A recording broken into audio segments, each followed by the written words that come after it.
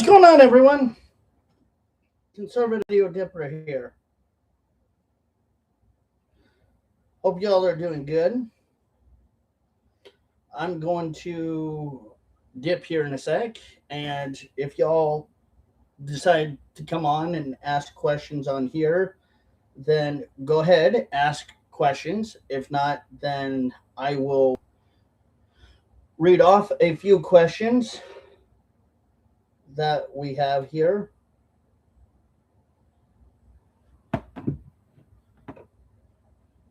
So, first and foremost, we got to grab our dip. Dipping on Grizzly Long Cut Wintergreen. My last dip. I need to get more this week. Hopefully, I can get more. Oh, look at that. That's so beautiful. Um, y'all have asked me kind of a lot of good questions, especially regarding to what is one that I really do want to answer. What is my favorite part of being a content creator? And I want to answer that one actually right away because I have a lot of answers for that one. So let's pack a lip if you got one. And if you don't got one, I got one for you. Cheers. Let's go.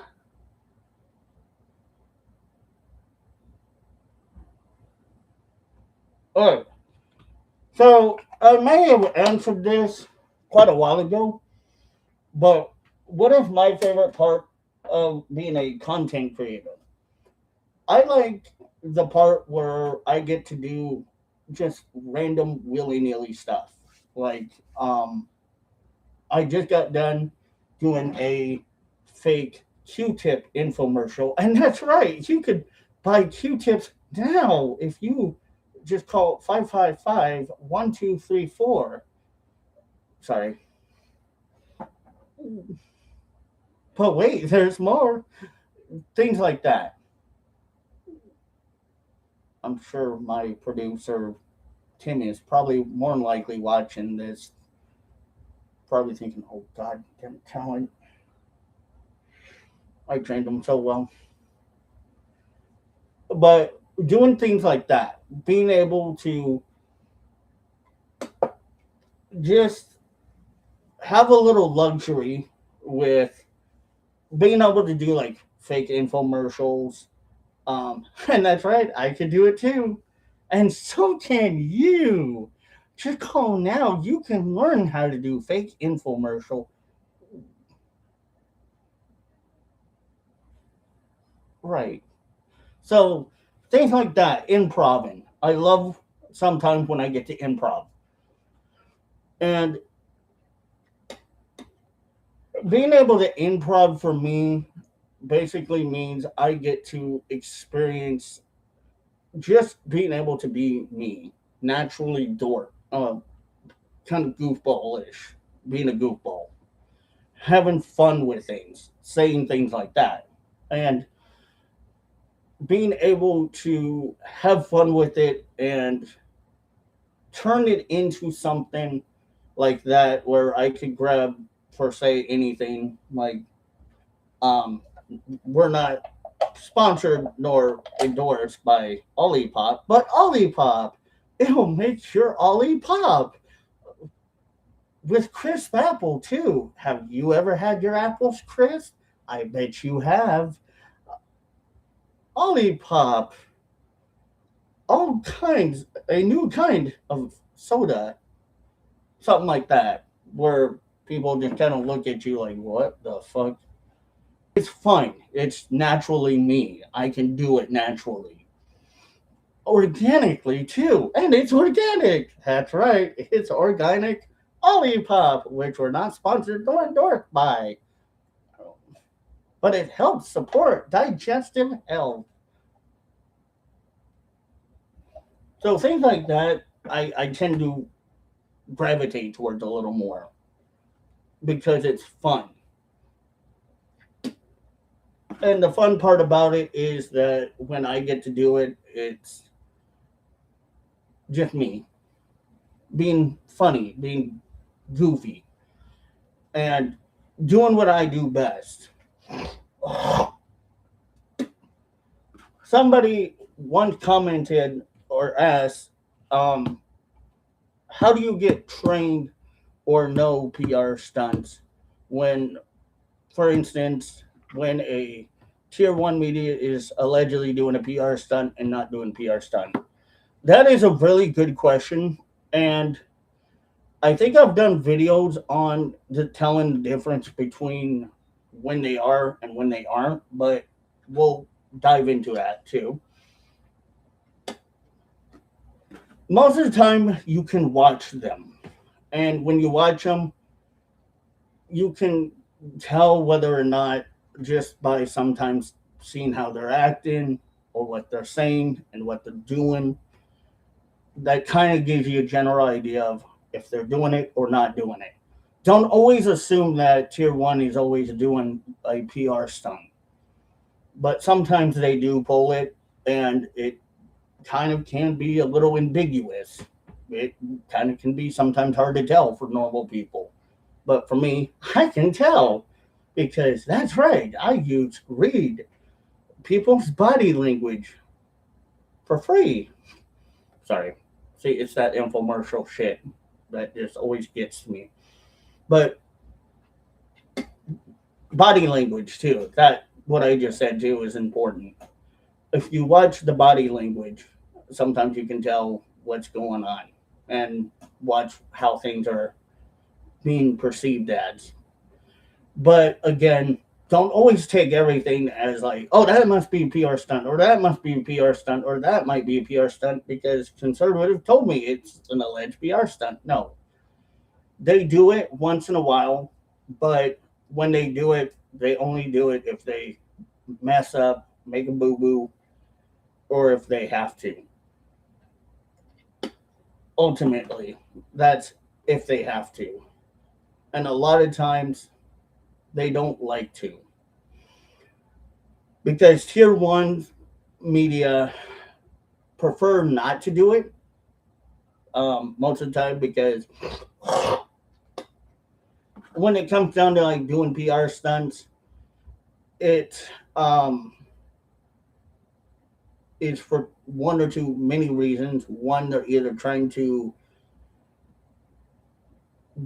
do something because they know they messed up and they're trying to get out of it very flakishly or wiggle out of it, or two, they're doing it because they're trying to gain the audience's attention for whatever it is that they're wanting the attention for.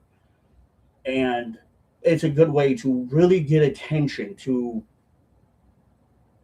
push your audience to want to watch more because they know that it's going to possibly work. Sometimes it doesn't, and sometimes it does. And speaking of PR stunts, there was another one. Conservative, have you ever had a PR stunt go wrong? Yes, I have had a couple that didn't really go in my favor. But most of my PR stunts are done by timing it correctly, or if I need to, or if it's just me like doing that infomercial type stuff, then I will do it just for kicks and giggles. But I have had PR stunts go absolutely bottom face horribly wrong. And sometimes it happens. You just, again, you got to kind of read and gauge when's the right time to pull it and when's the right time not to pull it. When you're part of like post productions or the damn talent that I am, like me, you know when is going to be a workable thing or when it may not be workable, when it's going to be in your favor or not in your favor. And yes, it's the same way with tier one. Sometimes their PR stunts just get them not in a good position. but sometimes it does work for them. It depends on what you're doing, how you're doing it, and if you can do it professionally without messing up. There was another question, conservative in media. Who do you look up to? New or old news anchors? I probably answered this a couple of times, but I really do look up to Edward Murrow as a news anchor. Yes, he worked for NBC. Yeah, he was probably liberal, Democratic liberal, but he definitely did very well handling the McCarthy case. Pardon me. Um, when McCarthy allegedly accused him of being a communist, or started accusing a lot of people that were probably Democratic communists, McCarthy clapped back very nicely about it by pointing his case out, saying, "This is why I am not a communist. This is what a communist is. And here's what McCarthy said about me." And then they played a 3-second roll clip of McCarthy saying what he said, and then Merle replying back in a very clean, professional manner that obviously you kind of have to look at and think back in those days, like the 40s and 50s, when you know news was news. But having a news anchor being alleged of being a communist definitely was not something that everybody thought would be on their bingo card. But he dealt with it in the most sincere, formal way by saying, "No, I'm not a communist. I may be what I am, which is for the people, being honest about my news, and I'm giving the news the way that people would want to hear it." And I think that definitely speaks volumes to his character and his integrity and his gumption to just not really feel hurt, I guess you could say, about McCarthy alleging that he's a liberal or a communist, not a liberal, but a communist. That's to me how I see it. He may have been a little bit hurt on the inside, but he didn't show it. He didn't let his feelings boil over to the point where he was angry about it or being nasty and vile about it. He was being very professional about it, handling it the way that most news anchors should hold themselves professionally. And to me, McCarthy, yes, did say those things, which I'm sure again probably was a obvious kind of alleged verbal attack towards Merle, but Merle knew what to do and how to deal with it.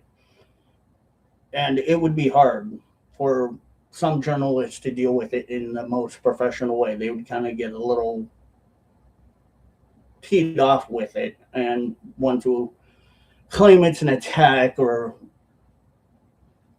whatever on their integrity, on them personally. You can't, when you're a, whether you're tier one or two, you can't let shit get personal with you when you're doing news. You just gotta be professional. Handle it the way that it should be handled. And again, that's why I think Merle, Edward Merle, is definitely one that I look up to. Besides Tim, because Tim's really good at it too. He knows what to do. He's been through some of those incidents, and he has done very well with it. So it's not easy. Let's just say that it's not easy at all, because a lot of people would rather like Midas touch start claiming they're under attack or somebody's attacking them, which to me it's a little goofy in my opinion.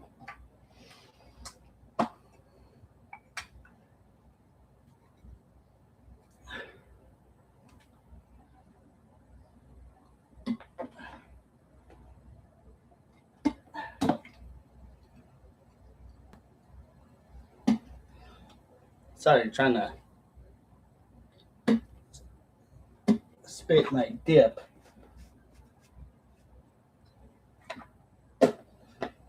But yeah, it's not easy. And you gotta applaud Merle for his will to hold himself very proper and be a proper gentleman about it.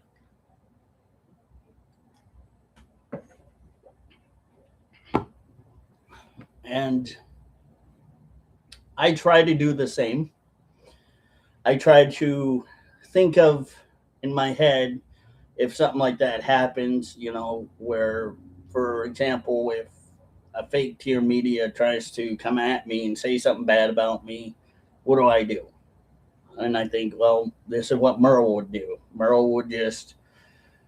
Edward Merle would probably more than likely give the advice: be honest, be direct, but don't attack, don't low blow.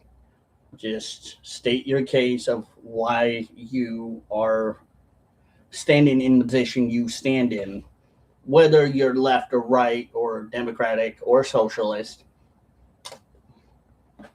but stand firm on who you are and let people know that this is the thing that you are reporting on and you are going to do it no matter what.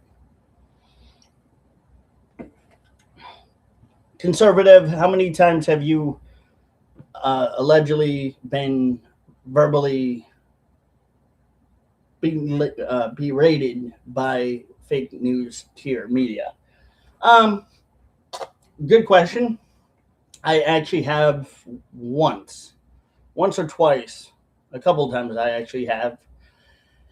And I'm not going to say who they are because they, again, don't need the attention right now. And I'm not going to give them attention.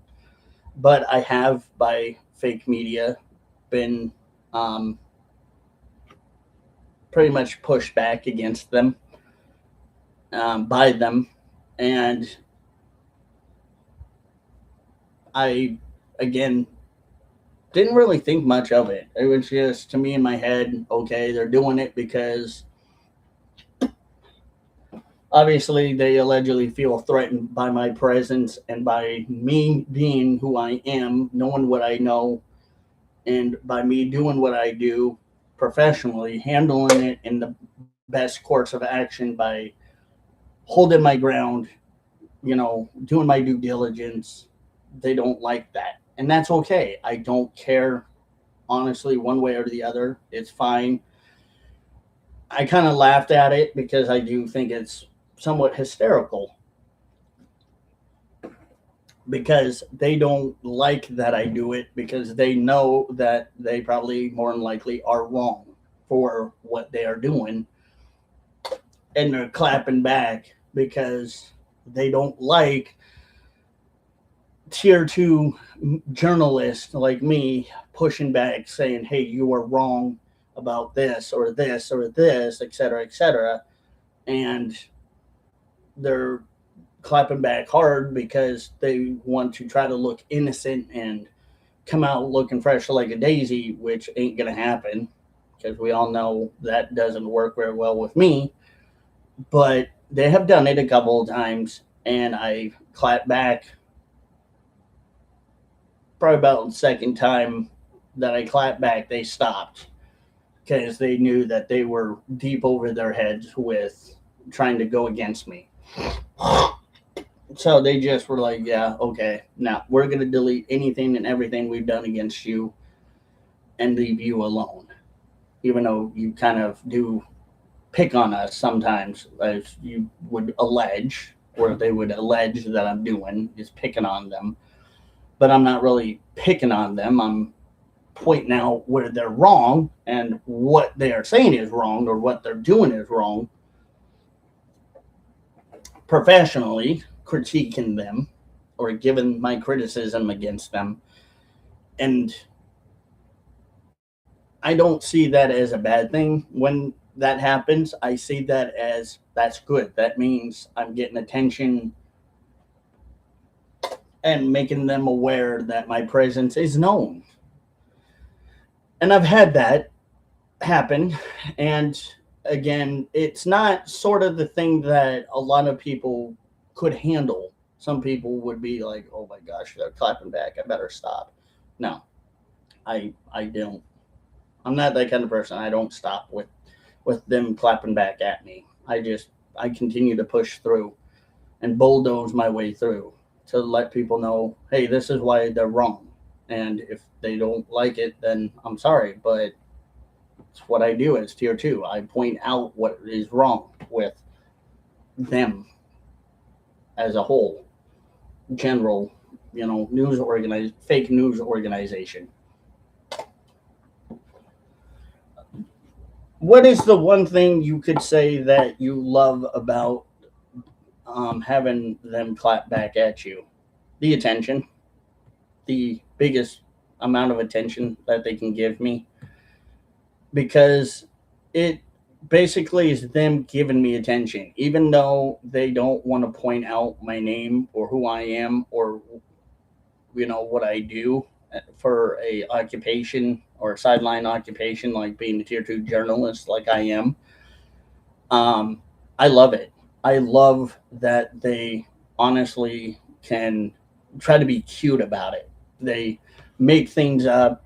Like we've had one fake news here media claim that allegedly I was attacking them, and their little achy breaky hearts were just all so friddled and frailed and whittled away by me basically breaking down the barrier of the conversation of what they were trying to project as real news but was fake news.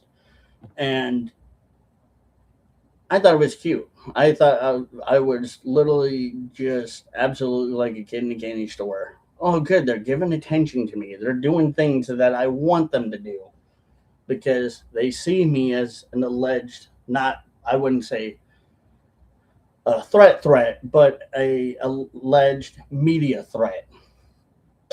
I was damning their credibility by doing what I was doing. And I thought it was cute that they would clap back at me and think that they could get away with it, knowing that not very likely they had much of a chance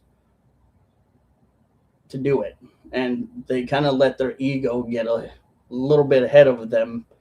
And it was an ego trip for them. And they wanted to keep their ego and their pride and all this, that, and the other. But I didn't let them. I basically just broke it down to you guys are doing what you're doing. It's cute. I commend you for trying to come back at me. I think it's great. Thank you for the attention. I appreciate your attention as much as you give. But just know that expect a video out of me a couple times. Or however many times you do a video for me. I'm going to come back with that same energy. Keep that same energy there, Sparky. I love it. And it gave me a lot of spark of hope knowing that their audience obviously was paying attention and maybe I could get through to some of them, helping them understand this is why they're fake. This is why they're not who they really say they are. So if you guys have questions, please ask away. I'm just reading questions right here on the side. But yeah, it was fun Conservative, I've noticed that you do a lot of editing. Uh, what's your view on bad edits? Don't don't ever post bad edits. Ugh, ugh. If you post bad edits, then people are going to look at that and think you're not doing very good.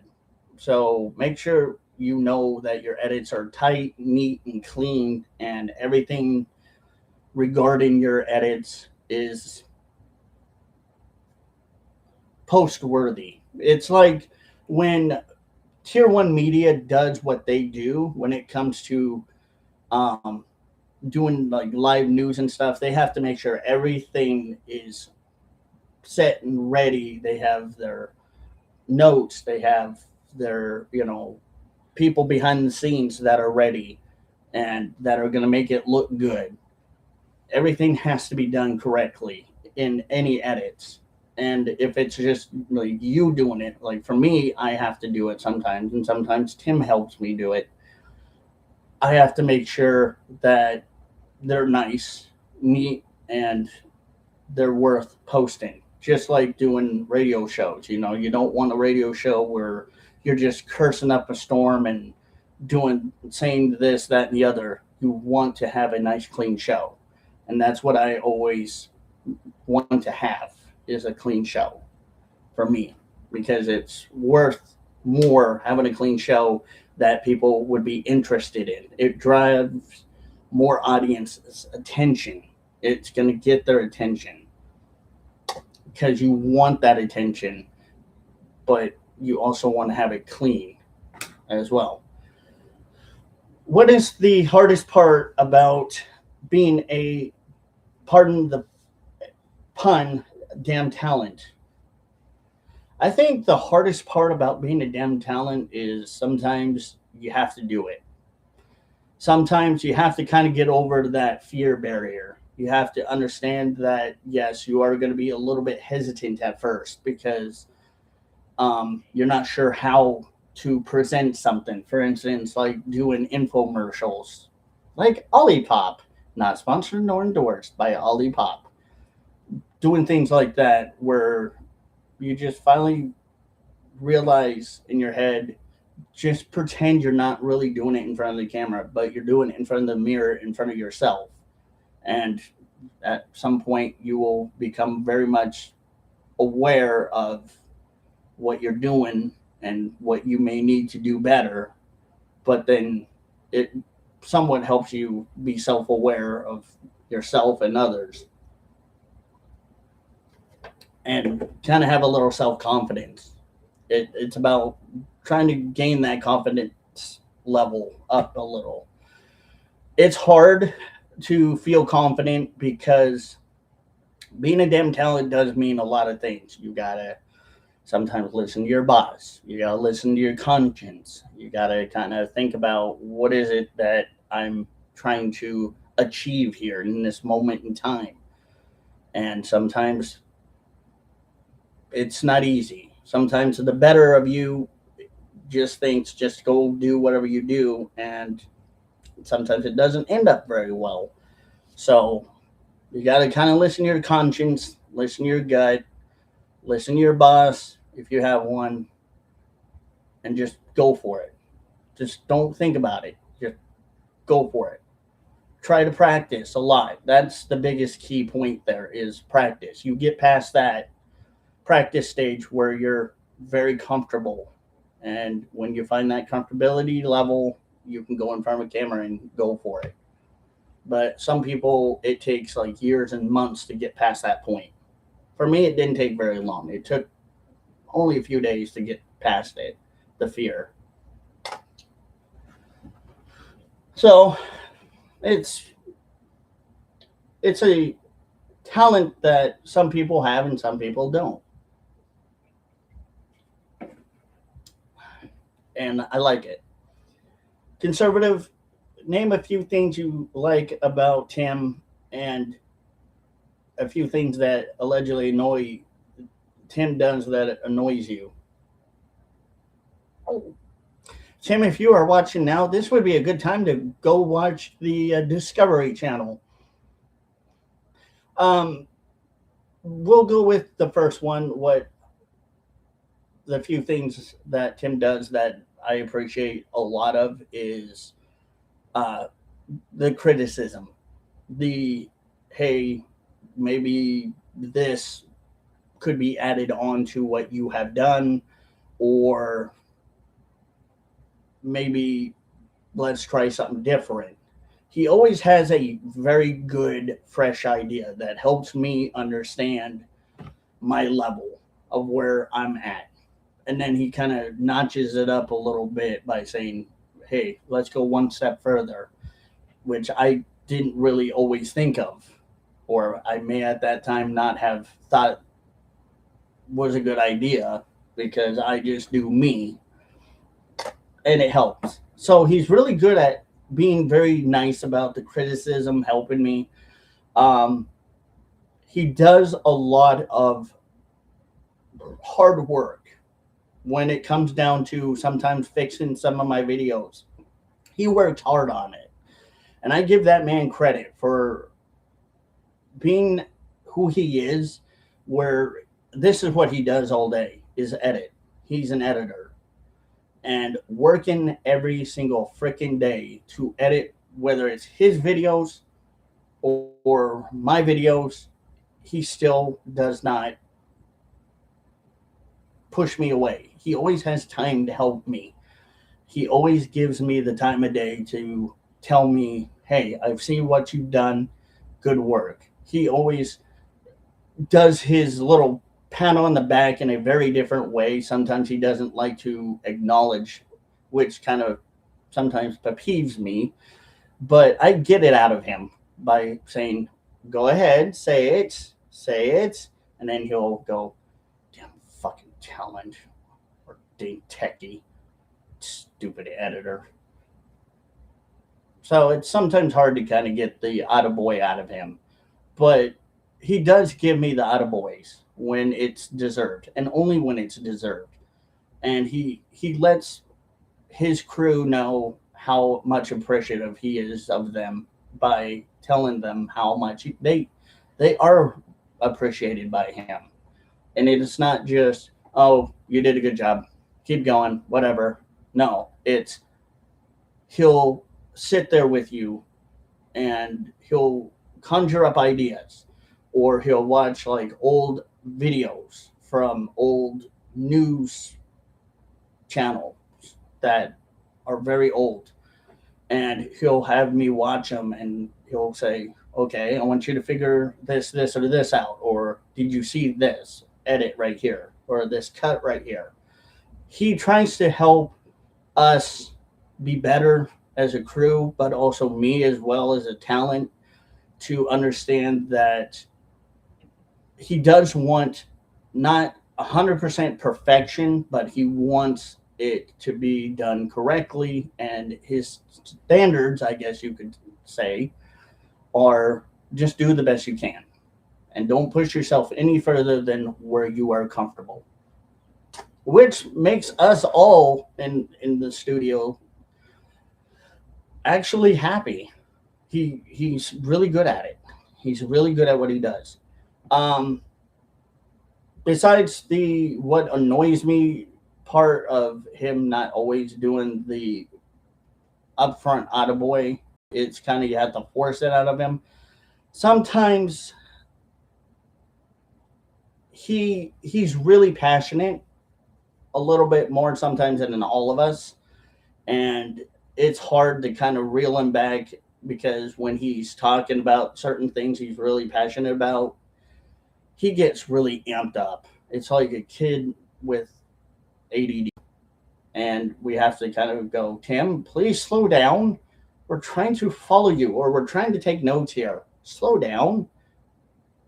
And he has to go, oh, I'm sorry. I'm not meaning to go too fast for you. Am I going too fast? And we have to kind of go, yeah, you kind of were. So it's okay. I understand he's a very passionate guy and he's passionate about what he does. And I got to give the guy credit for it. I think that is honestly the best quality of a producer slash boss is the passion that he has. He What annoys me also a little bit, but this is not like the super annoying thing.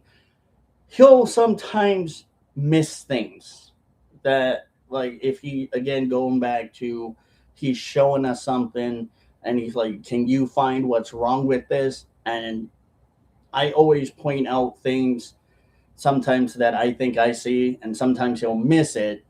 He'll be like, hold on, I didn't see, I don't know, sometimes we'll kind of think that we're not sure about it, but he'll go back and go, oh, you're right, damn it. And it's funny because sometimes I'm not calling him old and slow by any means, just so you know there, Tim. But sometimes he misses things a little bit. But sometimes he's really good at catching things that I'm not even able to catch, or some of our other people are not able to catch on there. And he's really good at eyeballing it. The one thing that also kind of annoys me is that I have to ask him a lot when he does green screen. How many tries did it take you? And he kind of huffs and puffs about it a little bit. And it's kind of an ego thing for both of us. We get into this editors little bit of competition, competitiveness with each other, and sometimes it'll be, it took me 4 tries or 2 tries, or I did it in 2 tries.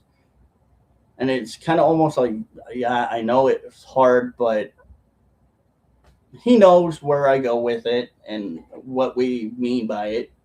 But it's funny because it it can be sometimes annoying for him, not for me, but that's the fun quality. I wouldn't say that's really a nitpicky thing. I would say that's another good quality that Tim has, is that he's really good at, yes, acknowledging that he can't do chroma key in 1 try.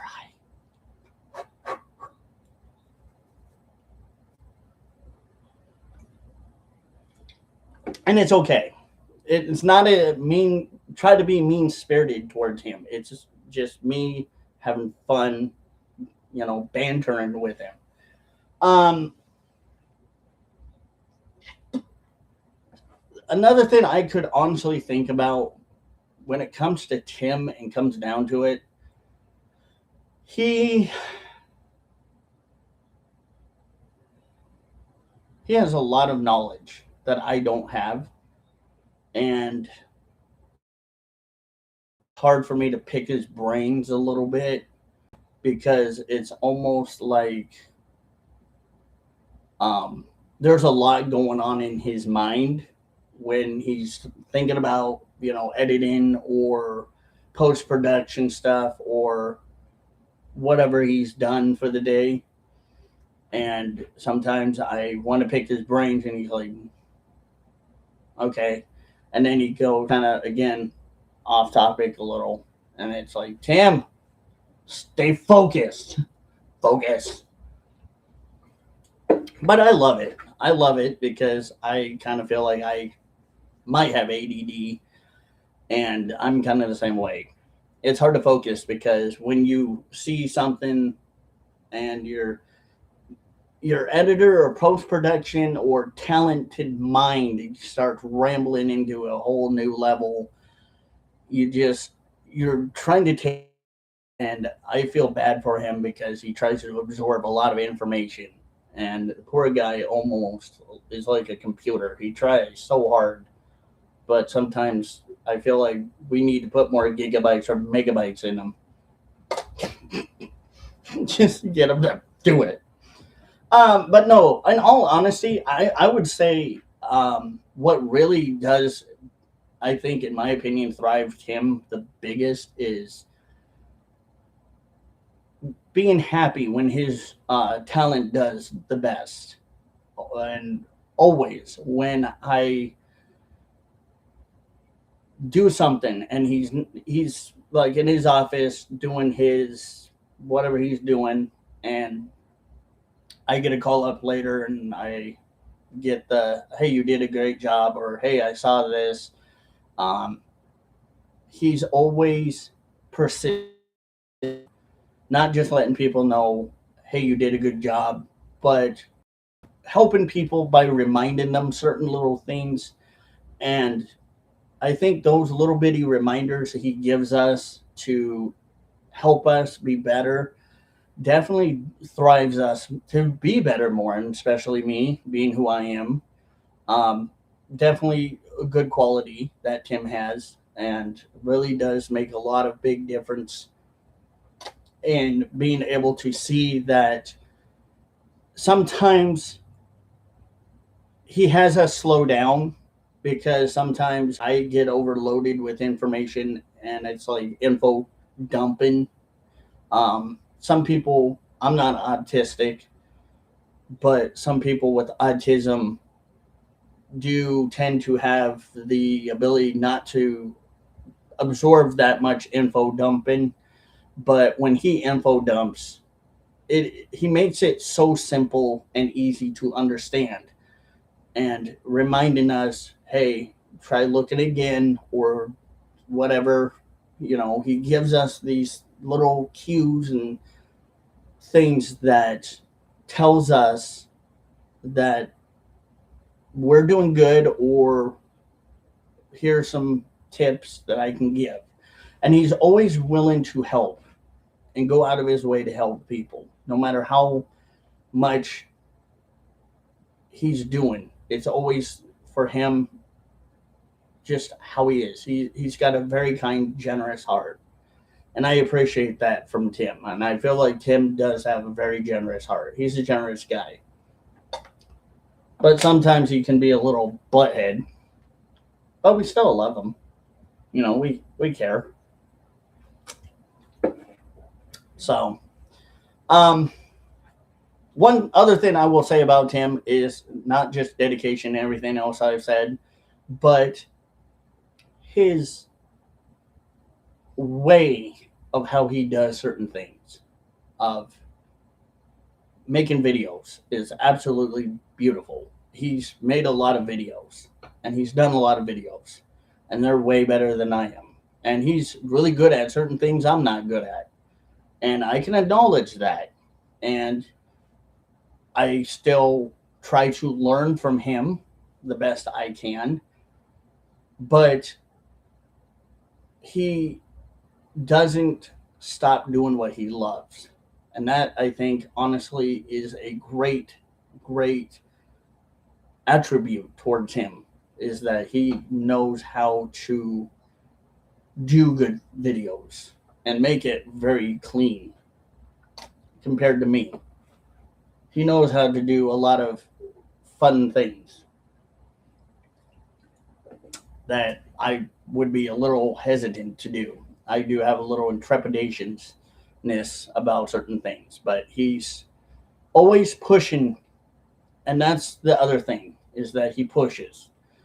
He pushes us to do better, not where we're getting overloaded or it's like we can't do it or we don't want to do it. He pushes us to try to be better, to understand that this is just me and his way of teaching us what he knows and showing us what he knows by making us try to come out of our comfort zone, if you will, and understand that it's okay sometimes to have that intrepidatious feeling towards whatever you're doing.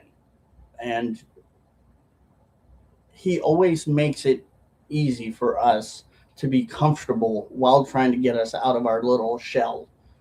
And I'm very thankful for him being able to do that. That's a positive thing for him that he can do a lot of. So good job, Tim. But still has yet to do chroma key in one try.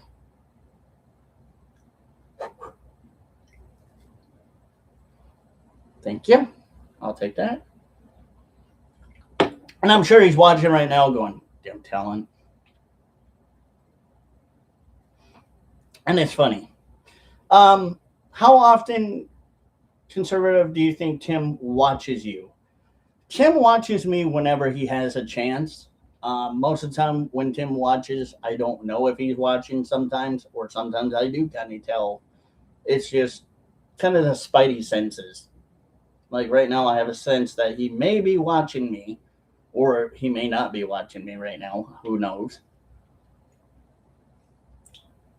But when he does watch, I know that he's just checking on me to make sure that I'm doing okay, and I'm doing a damn good job, and I'm trying to outperform him, which is another thing that I do gotta say is kind of funny about him is he does not like me trying to outperform him sometimes, and it's funny to watch him have to acknowledge that. But it's good too to know that he's watching. Conservative, how do you feel about other tiers watching you? I I honestly think that having other tier medias watching me, um, it's really good. It makes me feel like again I'm doing my job. I'm doing what I should be doing. I'm being professional about it. And I think that honestly, it probably shows that there may be a little, again, intrepidation in them because they know that I'm obviously going to be very present. And for somebody that is not allegedly very small potatoes, or I guess you could call me small potato, whatever, but somebody like me that's a freelance journalist that's been on 24, 25 platforms, been on social media, pretty much is known on YouTube and the internet world. I gotta say, I feel really good about it. I feel like it teaches me sometimes to be better and how to deal with things better and not fear them. But it also kind of makes me feel like um, I do have to try to be on my best behavior more often than not because if they are watching, then more than likely I need to keep it PG so that they're not having to edit stuff out. So that's why I'm kind of not cursing as much today because I have a feeling that there's going to be a couple of them watching me today, and I'm thinking one of them may be watching me right now. And on top of that, the White House watching, and the government watching, and the boys and girls in Arlington. Hi, boys and girls. Hope y'all are doing good today. So yeah, so it feels good knowing that they're watching, that all these people are watching and enjoying me, and hopefully they continue to enjoy my shenanigans. Conservative, at one point, I believe I heard you talking about how sometimes you feel the boys and girls may feel about watching you. Yes, the boys and girls in Arlington, I do believe sometimes probably face palm more often than not, or go, oh God, no, great. What kind of issues are we going to have today? And more often than not, I try not to make big issues with these people. But I'm sure sometimes they do face palm themselves and go, oh God, this is going to be great. Well, let's see what we're in for today. I bet we're in for a real treat today. So I kind of have a feeling that sometimes they are very hesitant to watch because they're not sure how to perceive what I do. Sometimes I do satirical comedy that may go over some people's heads, and I'm sure a lot of the boys and girls in Arlington already can catch a lot of my jokes because they've watched me for a long ass time. Sorry for cussing, but they kind of already know me very well enough that they, I'm sure, are not surprised by anything I do by now. I'm sure they're probably sitting back just thinking, great, just another day in the office for this guy. Just a normal, every freaking day thing for him. This is great. I'll grab the pizza or the sushi. or the Chinese food, or the Italian food. Dinner in a show, or lunch in a show. Yay. So I'm sure they love watching. Conservative, how are you positively sure that Trump may or may not be allegedly watching you? Um, I think that he does sometimes. I'm not going to say all of the time, but I'm sure he doesn't catch my lives. Probably more than likely because he's really busy during the day. So I'm thinking maybe about maybe 9, 10 about his time. He's probably more than likely watching me or going back to see what I've said or done. But there may be days where he doesn't do it, but there may be days where Trump does do it. So I don't know when he does or doesn't. I have no logical clue of when, but I just know that sometimes he does. And we've seen it. We've seen reports of like looking at my stats of viewers and stuff on videos and live streams and stuff, and we've seen um, a VP ping another area, which obviously we kind of know where that one goes from, in a certain alleged area that he may be using, and we can kind of tell that was him. And it was cool. I think honestly, I feel happy that Trump may be watching and that Trump is paying attention to what I'm doing. And Trump is noticing a little bit more of what we're saying here. Um, Definitely, it makes me not just that, but it does make me a little nervous because I got to mind my P's and Q's. But also, I think it does make a difference because Trump does like to hear, not that, but pardon me, positive feedback or just nice criticism, like, hey, do maybe a little bit better on this department or on this department. And he's always willing to listen. And he does listen to the people, obviously. But I think, honestly, it shows that we make the difference and that we do account for something and a lot of things. And that makes me feel like, hey, this is a good point that Trump enjoys it. He's not afraid to listen, and he's not afraid to take the criticism. Um, there's a lot of things that go hand to hand with, you know, allegedly the government listening, the FBI listening, the Boys and Girls in Arlington listening. Um, you just got to mind your manners. You got to be nice. Um, but you also got to be honest. And that's the thing that I've always have done is be honest about what I do. And yes, sometimes I do allegedly criticize Trump for certain things and our government for alleged certain things, but at the same time, I understand that not everything I'm going to say is always going to be the difference maker. It's up to Trump how he chooses to do things. And I just leave it with him to decide whether or not he wants to do it or not to do it. But I just throw my 10 cents out there and I just say what I got to say. And I try to, you know, do the best I can. And yes, knowing that Kash Patel may allegedly be listening to kind of the same way. Yeah, I sometimes allegedly criticize Kash Patel a little bit because, you know, certain things got to be said and people aren't going to say it. So I got to be the one to do it. And yeah, even though Kash Patel may not like it always, I still respect that he is the FBI director and I respect, you know, that Trump is the president.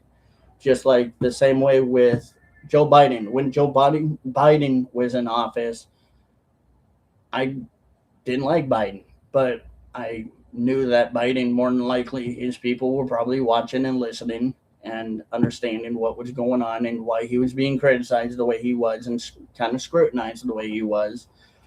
But I did it with my due diligence and respect and understanding that, hey, I'm just trying to do my job.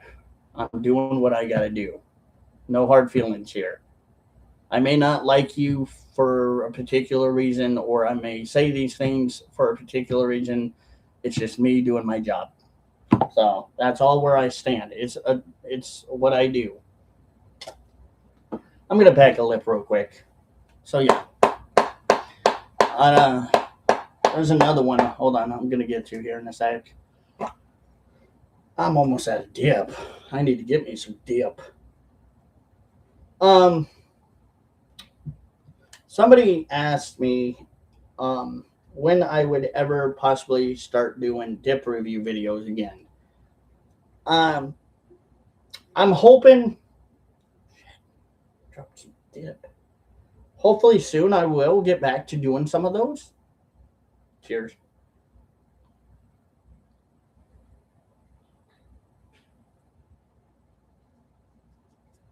But I don't know when.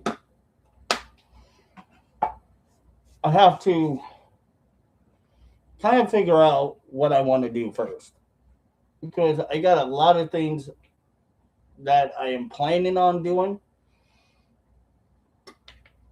that I have not been doing, and I've been slacking a lot. And I want to be able to do everything that I can. When it comes down to, for instance, videos, my video recorder is not the best at all. At all. And I will acknowledge that one. It's pretty slacky. That's why I don't do a lot of videos anymore. I just do live streams. Because live streams, it's natural, organic. You can witness it in real life time. And I need to stop doing a lot of it and just get back to doing videos and trying to do dip reviews or do editing videos or do my reports, my conservative news report of the week or whatever. And just say fuck it at that point and not care. But just do it, edit, and then throw it up there. Like I'm gonna be doing this week, I have a new video I'm gonna be working on, the fake infomercial video. Um I'm gonna be doing that one. Well, pardon me, because I want to just see how I do with it. Because I haven't really done something like that in a long time. And I think that would be something really fresh for all of you to enjoy. But I want to do that. Conservative, I know this may be off topic, but can you describe the time that you may have had the worst hangover? Yeah, that's definitely really off topic, but sure, I guess I can go for it because I don't have very much else to report. Um, let's just say there was a time where I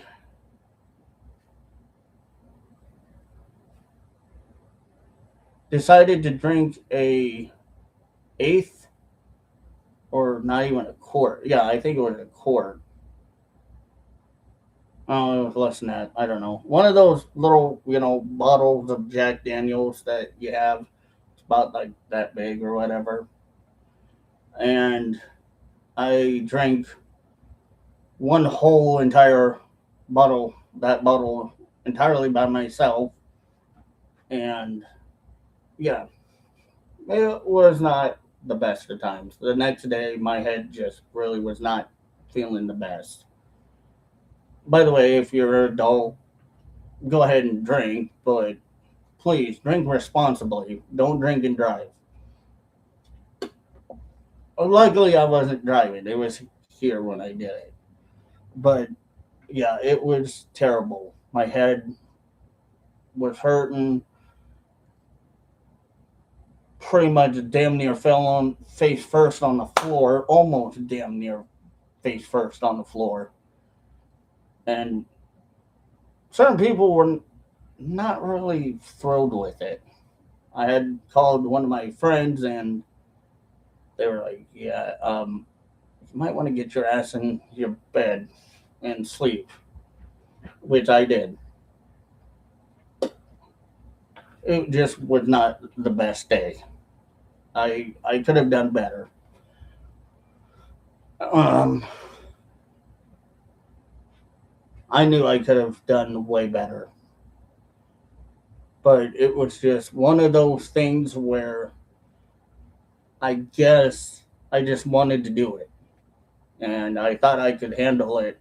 And yeah, Jack was not playing nice with me, which is to be expected. You kind of expect it, you know. Some people can handle their adult beverages, and some people can't. I can, to a certain degree. I can handle these things, but it's only so much until you just get to that point where your body's like, yeah, no more. Please, no more. For the love of God, stop. And that's kind of, I think, how my body was reacting. Was my body was telling me, please, God, stop. Make this stop. This is miserable. And it wasn't fun. But yeah, so just remember, drink responsibly. I think there's two more questions, but let me hold on because I'm having trouble over here on the side with certain other things. There we go. That worked. Um, Conservative, would what age would you possibly ever consider retiring doing content creating? Me, honestly, retiring. Oh boy, I would probably more than likely go with maybe like my 70s, 80s, something like that. I would think maybe sooner. I don't know. It's all again dependent on like how I feel, if I can keep up. There are days where I feel like I do want to do it, and then there'll be days where I'm like, okay, I don't want to do it anymore, or do it for this day because I don't, not anymore, but I don't want to do it because I don't either feel good or because I just don't feel like I have that energy to put in. But I don't really think of retirement honestly as a, a thing right now for me. I think honestly, retirement is absolutely not in the cards. Maybe one day, but not anytime soon.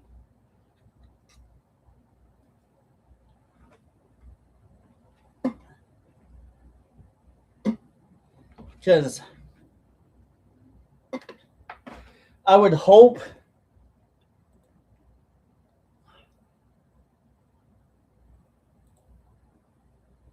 that I could, be able to do this for a lot longer. But right now, I still think I can. And I feel like I can still go on for a little bit longer, for a lot longer. I think honestly, at some point, I will create, or keep up with conservative news wave. Hopefully, at some point, maybe make something like that happen where I will do it and I will continue to do what I do. Where I will do like podcasts and stuff like that, and questions and answers, and maybe take callers or whatever. I want to do that, and I want to keep going with it. I feel like it's fun still. There's a lot of fun things that I still have left to do, and I want to do them. So I got a while to go, but until I probably end up dropping in the grave, I ain't gonna stop. So that's about it, guys. If you guys got questions, comments, post them in the comment section, or go to conservativenewswave.com and email them, and I'll try to read them. And until next time, you guys, don't forget to pack, dip, and spit. Stay safe out there. I'll see you guys next time. Bye, guys.